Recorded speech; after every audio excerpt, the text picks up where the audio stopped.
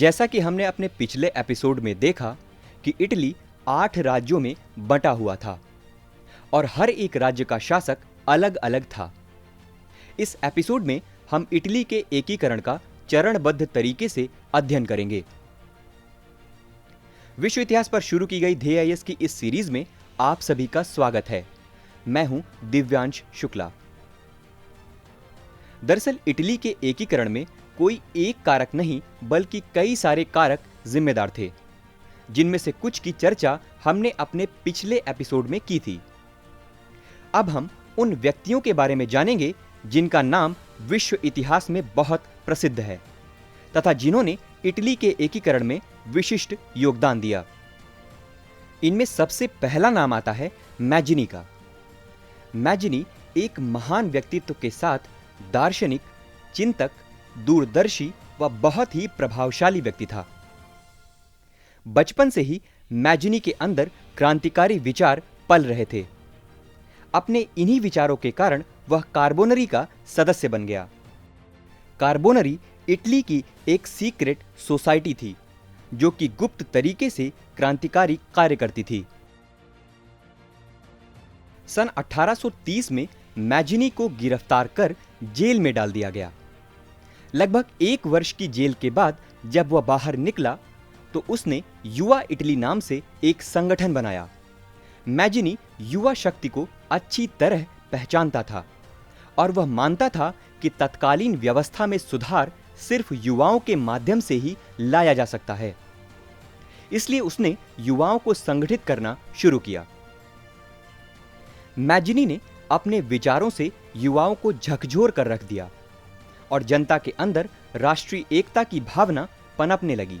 उसने युवाओं को देश प्रेम और बलिदान के लिए प्रेरित किया।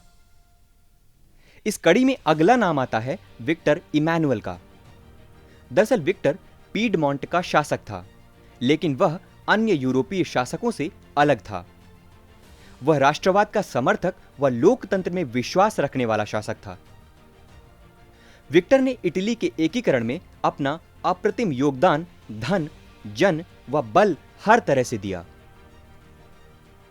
इटली के एकीकरण में अगला नाम आता है कावूर का।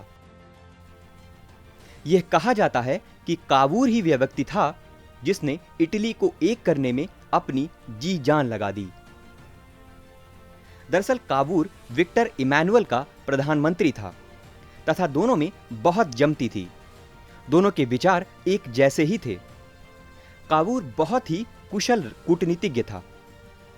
उसने अपना राजनीतिक जीवन एक सैनिक के रूप में शुरू किया था, किंतु अपने तेज दिमाग व कार्यक्षमता से धीरे धीरे वह प्रधानमंत्री तक बन गया। प्रधानमंत्री बनने के बाद उसने पीडमोंट राज्य में खूब उन्नति की। जनता उससे बहुत खुश व प्रभावित रहती थी। इस दल में अगला महत्वपूर्ण नाम आता है गैरिबाल्डी का। यह नाम किसी से अनजान नहीं है, क्योंकि विश्व इतिहास में यह एक बड़ा नाम है। गैरिबाल्डी एक कुशल योद्धा व नौसैनिक था। वह मैजिनी के विचारों से बहुत प्रभावित रहता था और उसके विचार भी क्रांतिकारी थे। इसीलिए उसे गिरफ्तार कर लिया गया था, परंतु वह कैद से बचने के लिए भाग निकला और दक्षिण अमेरिका चला गया। गैरिबाल्डी ने दक्षिण अमेरिका में खूब धन कमाया और वापस इटली लौटा। उसने कावूर व विक्टर के साथ संपर्क साधा और अपने कुछ विश्वसनीय सिपाहियों को लेकर उसने एक विशाल लाल कुर्ती दल का गठन किया। लाल कुर्ती वाले ये सैनिक युद्ध कला में कुशल थे, जिनके दम पर उसने इटली के एकीकरण में अपना अभूतपूर्व योगदान दिया। दरअसल इटली के एकीकरण का कार्य लगभग 1848 के आसपास से शुरू हुआ। इस दौरान पीडमोंट, जहां का राजा विक्टर तथा प्रधानमंत्री कावूर था, उसने क्रीमिया के युद्ध में मित्र राष्ट्रों की सहायता की थी। इसलिए बदले में मित्र राष्ट्रों ने भी कावूर की मदद करने का आश्वासन दिया था। उस समय लोम्बार्डी राज्य पर ऑस्ट्रिया का कब्जा था, अतः कावूर ने ऑस्ट्रिया पर हमला कर दिया और ऑस्ट्रिया को हराकर लोम्बार्डी को पीडमोंट सार्डिनिया में मिला लिया। इसी समय हुआ यूं कि जब पिडमॉन्ट की सेना ऑस्ट्रिया से लड़ रही थी तो मध्य इटली की जनता, जिसमें पर्मा, मोडेना और टस्कनी के राज्य आते थे, उन्होंने विद्रोह कर दिया। इस विद्रोह का असर इतना जबरदस्त था कि पर्मा, मोडेना और टस्कनी के शासकों को देश छोड़कर भागना पड़ा और बाद में कावूर ने अपनी कुशल राजनीति से जनमत संग्रह द्वारा इन राज्यों को पीडमॉन्ट सार्डिनिया में मिला लिया। अब पीडमॉन्ट सार्डिनिया में लोम्बार्डी, पर्मा, मोडेना तथा टस्कनी जैसे बड़े राज्य आ चुके थे और पीडमॉन्ट शक्तिशाली हो चुका था। लेकिन अब भी पेपल स्टेट्स, नेपल्स और सिसिली जैसे राज्यों को इटली में मिलाना बाकी था। इस कार्य में गैरिबाल्डी ने अपना महत्वपूर्ण योगदान दिया। गैरिबाल्डी ने अपनी लाल कुर्ती सेना की मदद से मेडिटेरेनियन सी यानी भूमध्य सागर की तरफ से सिसिली और नेपल्स पर हमला करके उसे जीत लिया। अब सिर्फ एक राज्य बचा था और वह था पेपल स्टेट, जहां पर पोप का शासन था और पोप को पूरे यूरोप के कैथोलिक लोगों व कैथोलिक राष्ट्रों का समर्थन प्राप्त था।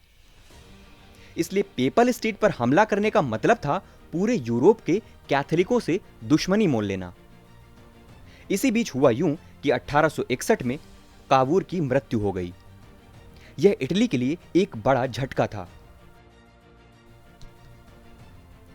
अब इटली के एकीकरण की जिम्मेदारी का बोझ विक्टर इमैनुअल व गैरिबाल्डी के कंधों पर था। लेकिन एक साल के भीतर ही गैरिबाल्डी की भी 1862 में मृत्यु हो गई और विक्टर इमैनुअल अब अकेला पड़ गया। हालांकि इमैनुअल भी बहुत ही सुलझा हुआ और कुशल कूटनीतिज्ञकार था, इसलिए उसने पेपल राज्य को मिलाने में कोई जल्दबाजी नहीं की और सही मौके का इंतजार करने लगा। दरअसल पेपल स्टेट, जिसकी राजधानी रोम थी, उसे फ्रांस का समर्थन प्राप्त था और पोप के कहने पर फ्रांस की सेना रोम की रक्षा करती थी। बिना रोम के इटली का एकीकरण अधूरा था। आखिरकार एक लंबे इंतजार के बाद वो मौका आ गया जिसका विक्टर को इंतजार था। 1870 में फ्रांस व प्रशा के बीच युद्ध छिड़ गया और मजबूरन फ्रांस को रोम व पेपल स्टेट से अपनी सेना को वापस बुलाना पड़ा। इसी मौके को देखते हुए विक्टर ने पेपल स्टेट पर हमला कर दिया और 1870 में रोम को भी इटली में मिला लिया गया और कुछ इस तरह से इटली का पुराना गौरवशाली शहर रोम वापस इटली को मिल गया और इस तरह से इटली का एकीकरण पूर्ण हुआ। और जिस इटली को आज हम नक्शे पर देखते हैं, यह उन्हीं महान क्रांतिकारी के प्रयासों का नतीजा है। इन क्रांतिकारियों का असर इतना जबरदस्त था कि गैरिबाल्डी को इटली की तलवार यानी स्वॉर्ड ऑफ इटली, कावूर को ब्रेन ऑफ इटली तथा मैजिनी को सोल ऑफ इटली यानी इटली की आत्मा कहा जाता है।